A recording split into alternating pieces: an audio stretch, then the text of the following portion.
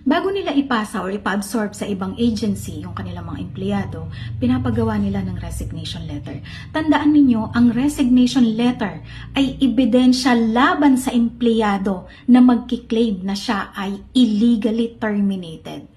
So, ang ibig sabihin nito, kung meron kayong na-submit na resignation letter, and later on, nakapag-decide kayo na, ay teka, parang mali yung ginawa sa akin ng employer ko or ng agency ko. Mag-file nga ako ng illegal dismissal. Ebidensya ang resignation laban sa claim nyo na tinanggal kayo. Kasi yung resignation, ibig sabihin nun, kayo yung voluntaryong pumutol ng inyong employment relationship sa inyong employer. Okay? Yun ang resignation. Depensa yun ni employer laban sa claim ninyo na kayo ay tinanggal sa inyong posisyon illegally.